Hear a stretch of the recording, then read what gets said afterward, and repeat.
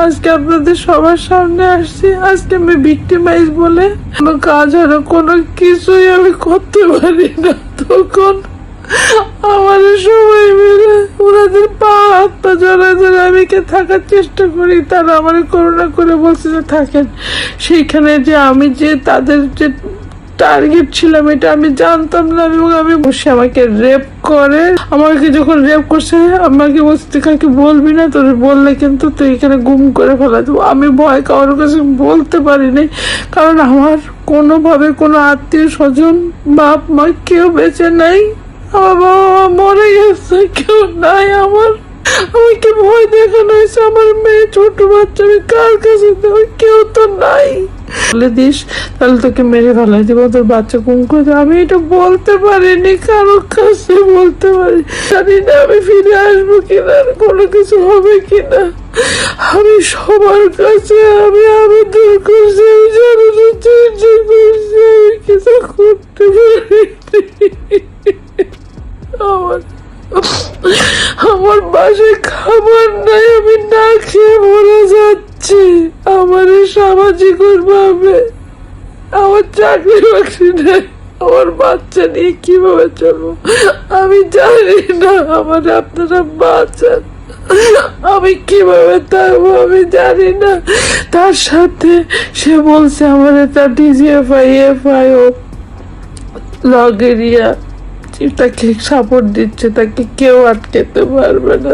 একজন brigadier general, এর নাম হচ্ছে আশরাফুজ্জামান আশা। তিনি আওয়ামী লীগের একজন দোসর। আওয়ামী লীগের বর্তমান যেই সেনা প্রধান আছেন, আওয়ামী লীগের সেনা লীগের প্রধান ওয়াকারের অত্যন্ত আস্থাভাজন গুরুত্বপূর্ণ জায়গাতে আছেন তিনি।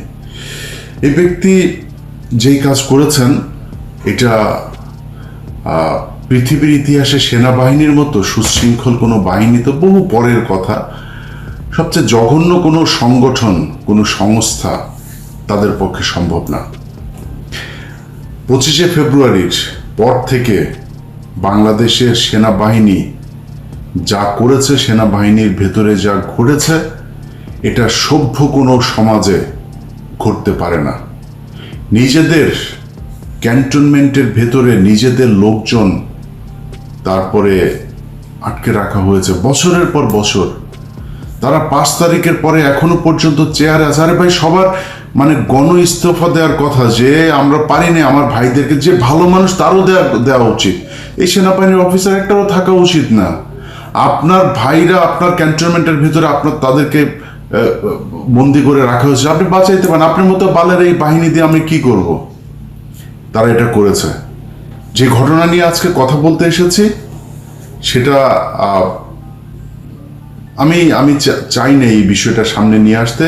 যত কিছু হোক, সেনাবাহিনী তো আমার দেশের বাহিনী, এই ঘটনাটা ভেতরে থাকুক। কিন্তু ঘটনার যে বিষয়গুলো আমি দেখানোর পরে আপনারা বুঝবেন যে আমি কোন প্রেক্ষিতে এটা সামনে নিয়ে আসতে বাধ্য হলাম। বিষয় হচ্ছে মেজর মুরাদ 25শে ফেব্রুয়ারির পর থেকে সেনাবাহিনীতে যখনই কেউ আওয়ামী লীগের কথা শুনে নাই, আওয়ামী লীগের পক্ষে কাজ করে নাই, ভারতের পক্ষে কাজ করে নাই, তাদেরকে টার্গেট করে করে তারপরে বিভিন্ন ক্রাইমের সাথে জড়িয়ে দেওয়া হয়েছে, জড়িয়ে তাদের বিরুদ্ধে মামলা দেওয়া হয়েছে। সেনাবাহিনী একটা বিশাল বড় সংগঠনের সংস্থা, এটার বিভিন্ন মানুষজন আপনার বিভিন্ন ক্রাইম করতে পারে, এগুলো বিচ্ছিন্নভাবে হতে পারে। সামষ্টিকভাবে এই পুরো সেনাবাহিনীর নিয়ন্ত্রণ নিয়েছিল ক্রিমিনালরা, যারা ভারতের পক্ষ হয়ে আমার বাংলাদেশকে তাদের কাছে ইজারা দিয়েছিল। সেই লোকগুলোই সেনাবাহিনীর মূল পদগুলোতে বসেছিল। এবং এই তাদের মধ্যে এই আশরাফুজ্জামান আশা তিনি একজন। মেজর মুরাদ তার স্ত্রীকে এই আশরাফুজ্জামান আশা ধর্ষণ করেছে। আমি আবারও বলছি, মেজর মুরাদের স্ত্রীকে এই ব্রিগেডিয়ার জেনারেল আশরাফুজ্জামান আশা তিনি ধর্ষণ করেছেন। কিভাবে ধর্ষণ করেছেন, কি করেছেন, সব আপনারা আজকের আমার ভিডিওতে প্রমাণ সহ তারপরে দেখবেন। গত কুরবানির ঈদের রাতে তাকে ধর্ষণ করা হয়। প্রেক্ষাপটটা আর একটু পেছনে। মেজর মুরাদকে গ্রেফতার দেখানো হয় একটা মেঘনা গ্রুপের একজন এমপ্লয়ি, তিনি আবার আওয়ামী লীগেরও একজন নেতা। তার বাসাতে ডাকাতি করতে গিয়েছিলেন। তো ডাকাতি করতে যাওয়ার পরে তিনি ধরা পড়েছেন, তারপরে তার বিরুদ্ধে মামলা হয়েছে, জেলখানায় গিয়েছেন। এই যে মামলাটা হলো, জেলখানায় গেলে আমরা কোনো তথ্য প্রমাণ কোনো কিছুই দেখি নাই, তিনি জেলে চলে গিয়েছেন। এর আগেও কোনো 25 তারিখের পর থেকে এই পর্যন্ত অনেক সেনাবাহিনীর অফিসার গুম হয়েছেন, খুন হয়েছেন, হদিস নাই। মেজর জিয়া, যিনি প্রচন্ড চৌকস একজন মেধাবী দেশপ্রেমিক অফিসার, খবর নাই কোথায় আছেন। এখন সরকার যে তাকে সহায়তা করবে সেটাও করছেন। আমি নিজে কয়েকটা দপ্তরে এটা নিয়ে ফাইল ফরওয়ার্ড করেছি, কোনো খবর নাই। মনে হয় যেন তারা মেজর জিয়াদেরকে তাদের দরকার নাই, এরকম একটা ভাব নিয়ে বসে আছেন। তো এই লেভেলের অনেক অফিসারকে তারা মানে এই বলির পাঠা বানিয়েছেন। এই ব্যক্তিকে জেলখানায় পাঠানো হয়েছে। জেলখানায় পাঠানোর পরে তার স্ত্রী সৎ অফিসার একজন, মানে একজন কোনো ধরনের ধান্দা পানি কোনো কিছুতে জানেন, যেহেতু আওয়ামী লীগের পক্ষে কাজ করে নেই, টাকা পয়সা তো কামাইতে পারে নাই। তিনার নুনান্তে পান্তা ফুরনো অবস্থা, ঢাকা শহরে ছিল, যা বেতন পেয়েছে সেটা দিয়ে সংসার চলেছে, পরিবার নিয়ে ছিল, বাচ্চা ছিল। তো এই মহিলা যখন হাজবেন্ড জেলে যায়, যাওয়ার পরে তার অবস্থা খুব খারাপ। তাকে থ্রেট করা হয়, আলটিমেটাম দেওয়া হয় যে 25 দিনের মধ্যে আপনাকে বাসা ছাড়তে হবে। তো ছাড়তে বলার পরে সে কোথায় গিয়ে উঠবে, কি করবে? একজন আসেন তার কাছে, একজন মানে ত্রাণকর্তা হয়ে, যে তোমার কিচ্ছু হবে না, তুমি আমার এলাকার বোন, তোমার এই ভাই থাকতে তোমাকে কেউ এখান থেকে উচ্ছেদ করতে পারবে না, সরাতে পারবে না। তিনি হচ্ছেন এই আশরাফুজ্জামান আশা। এসে বলার পরে তিনি আশ্বস্ত হলেন, সেনাবাহিনীর গাড়িতে করে তাকে তার স্বামীর সাথে জেলখানায় দেখা করতে যাওয়ার ব্যবস্থা করে দেওয়া হয়েছে, নানান ধরনের সুযোগ সুবিধা। ভাই হিসাবে এসছেন বোনের কাছে। কুরবানির ঈদের রাতে তার বাড়িতে এসেছেন, কুরবানির ঈদের ঠিক আগ মুহূর্তে তাকে কিছু টাকা পয়সাও তিনি দিয়ে এসছেন, কি নিয়ে আছেন, কিভাবে থাকছেন খাচ্ছেন দিয়ে এসছেন, বাজার টাজার করেছে। ঈদের রাতে আবার এসে খোঁজ নিতে, খাওয়া দাওয়া করছে কিনা, কুরবানির মাংস টাংস খেলো কিনা, এর বলে রান্না টান্না হয়েছে কিনা, বাসায় বোন ঠিক আছো কিনা, হ্যাঁ জি ভাই ঠিক আছি, দাও খাবার দাও, কি রান্না করছো দেখি। খেতে বসছে, খেতে বসার পরে গরুর মাংস টাংস দিয়েছে। তারপরে কোথায় থাকো, কোথাও আমার বোনটা কই থাকে, ঘরের ভিতরে দেখি ঘরের কি অবস্থা। ঘরের ভিতরে ঢুকেছে, মেহমান ঢুকেছে, ভাই তো ভেতরে, তার সাথে সাথে বোনও ঢুকেছে, এই তো এই রুম আমার বাড়ি, এই আর কি। হঠাৎ করে ঝাপটে ধরে তাকে ধর্ষণের চেষ্টা করে। ধর্ষণের চেষ্টা করার পরে এক পর্যায়ে তার শরীরের কাপড় টাপড় সবকিছু খুলে ফেলে, এবং ঠিক মানে মাঝামাঝি একটা অবস্থাতেই তার মেয়ে ছিল ওই রুমে। মহিলার চিল্লাপাল্লা শুনে তারপরে তার মেয়ে ওই রুম থেকে আসে। ওই মেয়ে যখন এসে দরজা খুলে, তখন সে খুব তাড়াহুড়া করে উঠে ওই বাসা থেকে চলে যায়। পাঞ্জাবি পরে এসেছিলেন ভদ্রলোক সাহেব। মাঝখানে ওই মহিলা ধর্ষণের ব্যাপারে তার কাছে হুমকি টুমকি দিয়েছেন, সেনাপ্রধানকে জানাবেন, বাইরে জানাবেন, এরকম জানানোর পরে যখন তিনি জানানোর পরে তাকে করা হয়, তাকে মারধর করা হয়। এই আশরাফুজ্জামান আশা, তার স্ত্রী, তার বোন এবং সাথে আরো কয়েকজন এসে এই এনার নাম হচ্ছে ময়ূর সোনাক্ষীর বাসায় আসেন। এসে তারপরে তাকে মারধর করেন, তার মেয়েকেও মারধর করেন। মারধর করে কত বড় লম্পট হইলে তারপরে এগুলি করা যায়। এখন তিনার সবচাইতে বড় অস্ত্র হচ্ছে সেনাপ্রধান তারে বাঁচাবে এই জন্য। আচ্ছা, এবার মূল বিষয়টা বলে, আমি চেয়েছিলাম যে এটা সেনাবাহিনীর বিষয়, যেহেতু হয়তো আমি এই আশারে ফোন করতাম যে ভাই এটা আপনি এই মহিলাকে যা ক্ষতি করেছেন, মহিলার তো বাচ্চা নিয়ে সে অসহায় অবস্থায় ছিল, বাচ্চাদেরকে নিয়ে যেন তার পথে বসতে না হয়। আমার সাথে এই মহিলা যেদিন কথা বলেন, এই মহিলা কথা বলার পরে আমি বিষয়টা সেনাবাহিনীকে জানাই, সেনাবাহিনীকে যে কোনো একজন অফিসারকে জানাই যে আমি তিনি আইএসপিআর এ আছেন। আমি আইএসপিআরকে বলি যে দেখেন ভাই, আপনি এই বিষয়টা তাকে আমি একটা টেক্সট করি, তারপরে তাকে পুরো বিষয়টা বললাম ডিটেল। সে আমাকে বলে যে আপনি এটা লিখিত দেন, কি বলতে চান আমাকে একটু ডিটেল বলেন। আমি তাকে ডিটেল সেটা পাঠালাম। পাঠানোর পরে 2 দিন আগে রাতে কথা হয়। রাতে যখন কথা বলে তিনি ঘুমিয়েছেন, সকালে ভোরে উনি আমাকে আবার ফোন করলেন। খুব শরীর কাঁপছে, মানে গলা টলা কেঁপে তারপরে কথা বলছে, ভাই আমাকে মেরে ফেলবে, আমার পুরো বাড়ি সেনাবাহিনী ঘিরে ফেলেছে। কি হয়েছে? সেনাবাহিনীর লোকজন উঠে আসলেন। একজন মেজর ভদ্র মহিলার নাম সম্ভবত ফারিয়া, আরেকজন সাথে আরেকজন মেজর পুরুষ সেনা, আরো কিছু সেনাবাহিনীর লোকজন উপরে উঠেছেন। তার ঘরের ভেতরে 2-3 জন ঢুকে তারপরে তার সাথে কথা বলছেন। কি কথা হয়েছে, তাদের কি দাবি, আমার সাথে কথা বলার কারণে তাদের সেনাবাহিনীর কত ক্ষতি হয়ে গিয়েছে, আপনারা একটু ওই ভদ্র মহিলা মেজর যিনি ছিলেন তার বক্তব্য শোনেন। মানে এটাই বলছি যে আপনি আপনার নিজের সম্মানের জন্য আপনি এতটা অ্যাগ্রেসিভ হয়েছেন, আর আপনি এমন একজনকে জানাইছেন ইস্যুটা যে পুরা আর্মির সম্মান প্রশ্নবিদ্ধ। এই জিনিসটা আমরা কষ্ট পেয়েছি এবং আমাদের ভালো লাগে না, আমরা ভালোভাবে নিই নাই এটা। জাস্ট এই মেসেজটা এইটাই বোঝাতে আসছিলাম।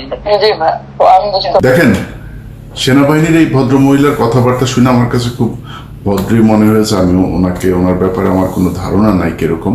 দেখেন আপা, আপনি এবং আপনাদের সেনাবাহিনীর লোকজনদেরকে বলি, আপনাদের এত বালের সম্মান, আপনাদেরকে না মানুষ এখন দোচে না, একদমই পাবলিক দোচে না।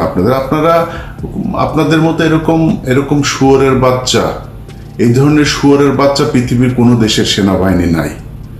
আপনারা সম্মান নিয়ে বাঁচেন, আপনাদের কিসের বালের সম্মান? আপনারা ঘুষ খান, এখন ধান্দাবাজি করেন, রাষ্ট্রের টাকা মারেন। আপনারা বালাইসা ওইদিকে এই কি বলে নারায়ণগঞ্জে, রূপগঞ্জে, ওইদিকে সাভারে, এইদিকে ঢাকার অর্ধেকটা আপনারা দখল করে এখানে বসে আছেন। আপনারা শুধু খাওয়া ধান্দাবাজি ছাড়ার কোনো, আপনাদের এত টাকা পয়সা আসে কোত্থেকে? একজন বিশাল জমিদার হয়ে যায়, একজন কর্নেল, একজন মেজর, ব্রিগেডিয়ার, সব ধান্দাবাজি। আপনারা এখন আর খুব ভালো জায়গা শেপে নাই। আপনারা এখন ঘুষ খান, ধান্দাবাজি করেন, মানুষ গুম করেন, খুন করেন, রাষ্ট্রের বিরুদ্ধে কাজ করেন। আপনাদের কিসের বালের আপনাদের অফিসার আপনার এই ক্যান্টনমেন্টের ভিতরে গুম হয়ে থাকে। আপনার কি বালের বাহিনী হয়েছেন? আপনাদের দোচে নাকি মানুষ এখন? দোচে আপনারা? কেউ দোচে না আপনাদেরকে। এত বাল সম্মানিত কোনো কিছু বাল হয়ে যান নাই, যা আপনাদের সম্মানহানি হয়ে যাচ্ছে এটা দিয়ে। সম্মানহানি ও যখন একজন আপনার এই মহিলা, মানে বাইরের কেউ, আরেক দেশের কেউ, এই মহিলা তো আপনার মেজরের স্ত্রী। আপনি সেনাবাহিনী তাকে ওন করেন না? আপনি কি করেছেন? এই যে গত 2-3টা মাস মহিলা ঘুরেছে আপনাদের পিছনে, আপনারা তার অ্যাপ্লিকেশনটা পর্যন্ত নিতে করেন নাই, অ্যাকসেপ্ট করেন নাই। সেনাপ্রধানের সাথে দেখা করতে চেয়েছে, আপনারা দেখা করতে দেন নাই, কারণ ওই ব্যক্তি আপনাদের লোক। আর যদি আপনি সম্মানের কথা চিন্তা করেন, আশা এতদিন ধরে চাকরিতে আসে কিভাবে জানেন তো? বিষয়গুলো তো ভেতরে আপনারা জানাজানি করেছেনই অলরেডি। জানার পরে সে চাকরিতে আসে কিভাবে? তার বন্ধু শামস, ওইদিকে ডিজিএফআইতে আছে জাহাঙ্গীর, তারপরে আরো মহিলা কয়েকজনের নাম বলেছে। এগুলো কিভাবে আছে আপনার এখানে? এদেরকে তো সরাইতে হবে। এদেরকে যদি না সরে আপনি সেনাবাহিনীর সম্মান নিতে চান, আপনারা এক বালা আনছেন ওই বিডিআর এর উপরে সব দোষ দিয়া আপনারা আর্মির সম্মান খোঁজেন। বিডিআররা আপনারা মারছে নাকি? পিছন দিয়া মারছে বিডিআররা আপনাদেরকে? সেনাবাহিনীর মারছে পিছন দিয়া? বিডিআর আপনারা করেন নাই, আকাম কুকাম আপনারা করেন নাই। বিডিআর এর টাকা পয়সা, ওদের ডাল ভাতের টাকা পর্যন্ত মারছে ফকিন্নির বাচ্চারা কোথাকার। তোরা কিসের সোভার ক্লাস রে? কিসের সুপিরিয়র? তোরা ফকিন্নি। তোরা দেশের চাল ডাল পর্যন্ত, পাবলিকের চাল ডালের টাকা বিডিআর এর এই সৈনিকরা, গরিব মানুষেরা এগুলি করছে, তাদের 100 টাকা 200 টাকা পর্যন্ত তোরা মেরে দিছিস। ফকিন্নির বাচ্চারা আসে যেন ভাব মারাইতে, তোর সেই ইয়েটাও তো নাই। বিডিআর এর সমান সম্মানও তোর নাই। তুই আসিস এই জায়গায় ভাব মারায়, তোর সম্মান মারাইতে আসিস। কিসের সম্মান? তো তোরা ভোট চুরি করিস, ভোট চুরির সাথে জড়িত তোদের সেনাবাহিনী। সারা দেশে এখন যত অপকর্ম আকাম কুকাম হচ্ছে সব তোরা করাচ্ছিস। বিএনপির যেই শ্রেণীটা চাঁদাবাজ, সেই শ্রেণীটাকে তোরা সব জায়গায় শেল্টার দিচ্ছিস। আর ভালো যারা বিএনপির ভালো নেতা, ত্যাগী নেতা যারা আছে, তাদেরকে তোরা বিরুদ্ধে কাজ করছিস, আর চাঁদাবাজদেরকে তোরা শেল্টার দিস। তোরা দেশে থাকা অবস্থা তোরা ম্যাজিস্ট্রেসি পাওয়ার নিয়ে আসিস। দেশে চাঁদাবাজি হয় কেমনে? কে করে আমার জানার দরকার নাই, এনসিপি করে, বিএনপি করে, জামাত করে, আমার জানার দরকার নেই। কে করে, যে করে, তোরা কেউ না করছে ধরতে, তোরা ধরছিস না। আওয়ামী লীগের হত্যা মামলার আসামি ধরার আপনার দায়িত্ব দেয়নি। এক মেজর আমার এই 2-3 দিন আগে বলছে যে ভাই আমাদেরকে এটার অর্ডার নাই, এটার ব্যাপারে আমাদের ইনস্ট্রাকশন দেওয়া আছে যে আওয়ামী লীগ হত্যা মামলা ওইটা আমাদের কাজ না, আমরা এখন দেশে আমাদেরকে পাঠিয়েছে এখনকার আইন শৃঙ্খলা, তোমরা আইন শৃঙ্খলা করতে গেলে আওয়ামী লীগের লোকজনের ধরা যাবে না, এটা লেখা আছে না, যাতে দেশের এই মুহূর্তে যত সমস্যা আওয়ামী লীগ আর তোরা, তো এই সেনাবাহিনীর আওয়ামী লীগ ছাড়া বাংলাদেশের কোনো সমস্যা হইতো না, সব সমস্যার মূলে হচ্ছে তোরা। যত ঘটনা ঘটছে 2 দিন পর পর দেখবেন এই পাথর চুরির সাথেও সেনাবাহিনী জড়িত, এরা করিয়েছে, এরা শেল্টার দিয়েছে। পাথর কি হাওয়া হয়ে গেল নাকি? এটা কি 1 গ্লাস পানি নিয়ে চুরি হয়ে গেল, হাতের ঘড়ি চুরি হয়ে গেল? এটা কি একদিন সময় লেগেছে নাকি? কোথায় ছিলেন আপনার গোয়েন্দা সংস্থা বালফালায়? কোথায় থাকেন আপনারা?